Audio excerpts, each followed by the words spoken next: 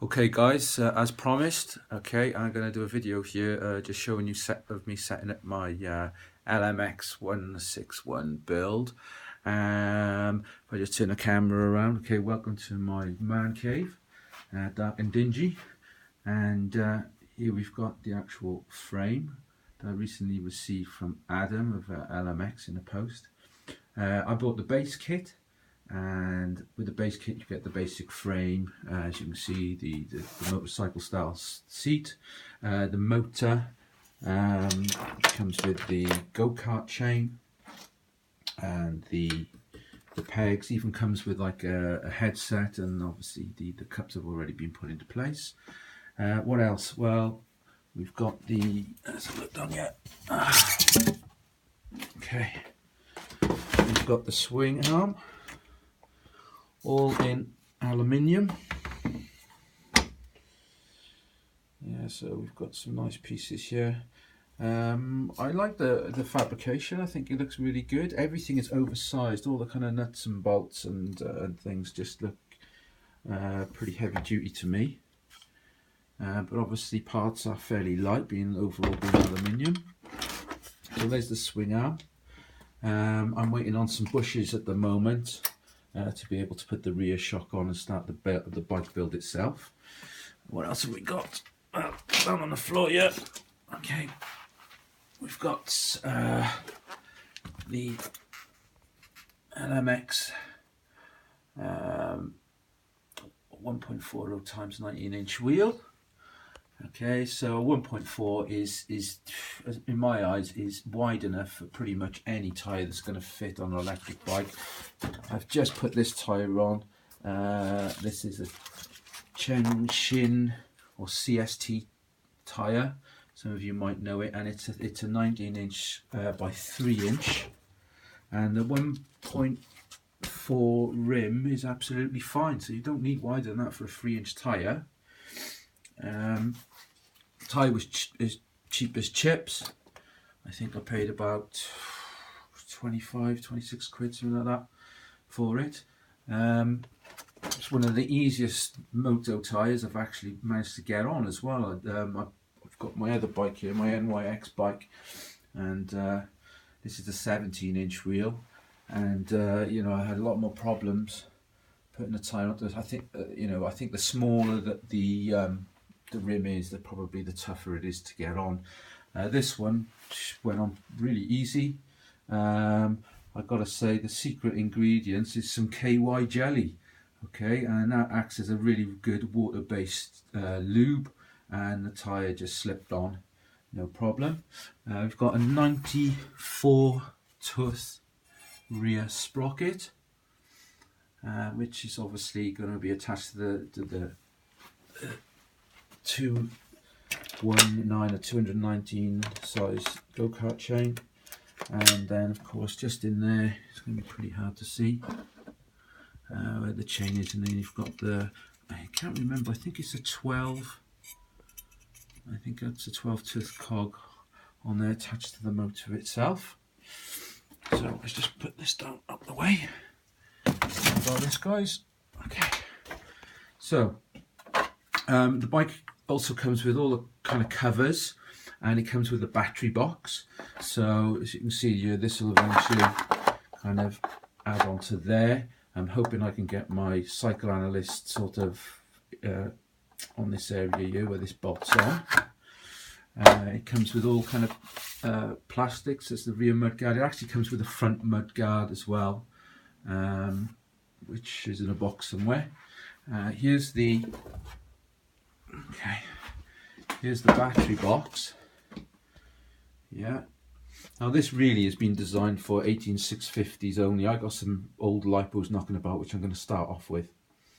I've actually got a spot welder here, so eventually I'll probably build a pack for it.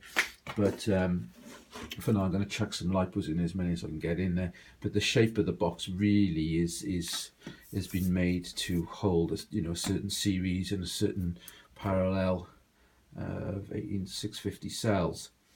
And this just kind of slides in. So if you're familiar with the LMX and the way they've done things, this kind of slides in here, okay, and then makes contact with the other SB50 through there, and then you kind of have like just a bar like on the other side that screws on. I'll probably get some thumb screws for this so it's easy to unattach when I need to take it out. What else is there? Well, yeah, you know, what forks am I going to use? Well, I've got some old RockShox Domain dual crown forks. Okay, they're coil spring forks, so I'll just use them on this. They should work fine. And yeah, I've got plastic coverings and things. So yeah, it's all kind of, all the parts are here, pretty much. I've got some new Hope brakes to put on. And there's just a disc I put on there. But what else is of interest? Well, here's the Cali controller. This is, what is it? I can't remember what it was now. I think the model number's up there somewhere. It is a KBS 72181E. It's not a sine wave controller. It was recommended by LMX themselves, by Adam, that to use this one. This is the more powerful one, and I think they're using this on their homologated bikes, which are coming into production, which will be road legal. And this was kind of this controller was recommended, and you can see that there are bolts here and here. Okay, I don't know if you can see this bolt here and here, which are for a smaller controller, which is originally where they would mount the controller. But seeing as this one's a little bit bigger, it's actually mounted, okay, on some plastic brackets that Adam made up, and it's sort of hanging underneath there, nice and safe. There's also a mud guard there to protect it, and it is kind of facing downwards, so there's water's not going to try and collect inside. And I've had this waterproofed anyway. When I bought it from Kelly, I paid a little bit extra, and they've waterproofed it. So that's what I've got so far. I've spent the last few days tinkering, just trying to set up the wiring harness. So if I can just spin this around, let's get this out of the way. Okay,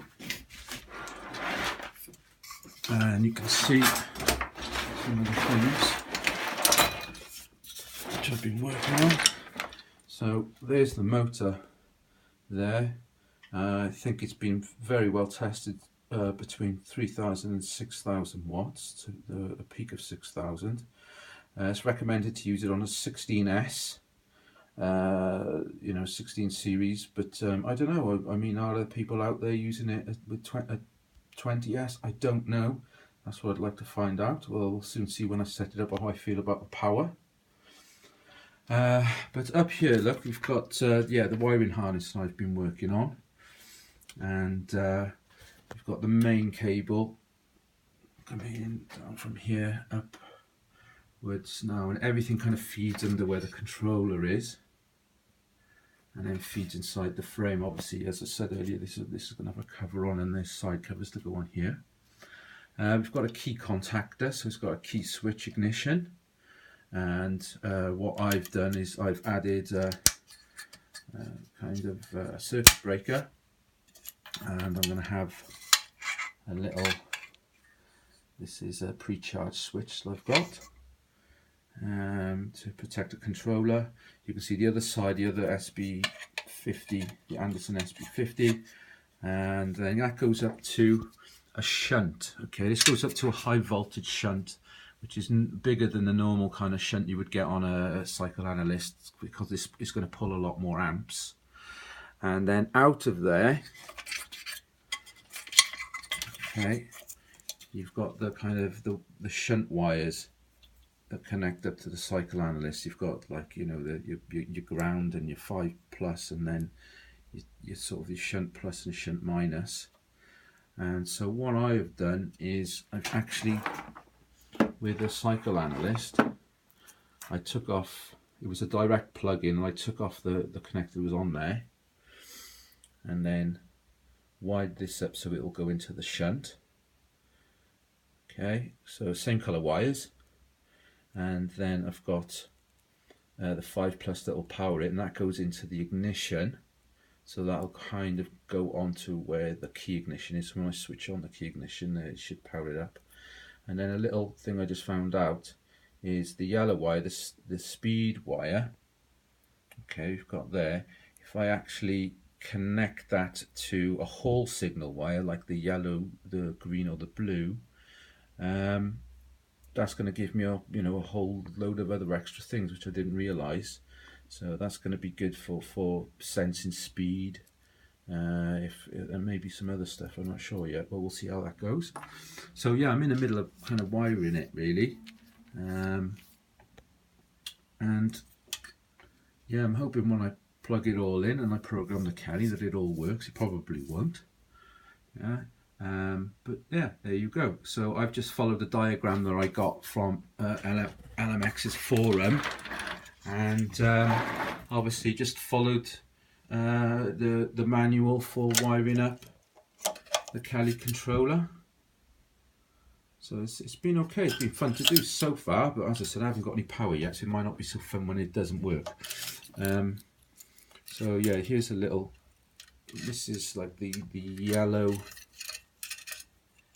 It's one of the hall signal wires, and I've hall signal wires, but I've also got connected to it by there. Yeah, the speeds. This is where the cycle and the speed wire, speed detector is going to go as well. So I've done some little things like that. So yeah, so that's as far as I've got. I'm just waiting on some bushings for the rear shock, and once that comes, I can put the spring arm on and I can actually build the bike itself. So that's what I'm looking forward to now. But yeah, I'm happy so far. I mean, any down points? Well, it's aluminium. Aluminium scratches easy. There's no anodizing or no finish on this aluminium as far as I know. So it will dent and it will scratch easy. I mean, that doesn't bother me too much because this is going to just go out into the woods in the deep mud of Wales.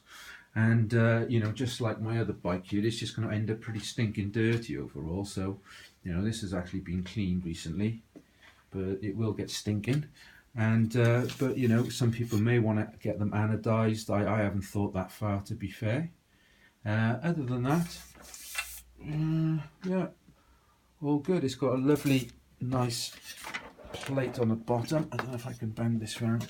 But down here, it's got a lovely sort of skid or protection plate made of quite thick steel. It looks like it's about 6mm. So that's good that it's going to protect the bottom of the bike if you want to ride it roughly. And the seat has got 2 positions here. It's got a high position, yeah, for this bracket, and it's got high and low position. I've got it in the low position right now. But yeah, there you go. So hopefully I'll do another video soon, and that will hopefully show the bike a bit more together then with all the parts.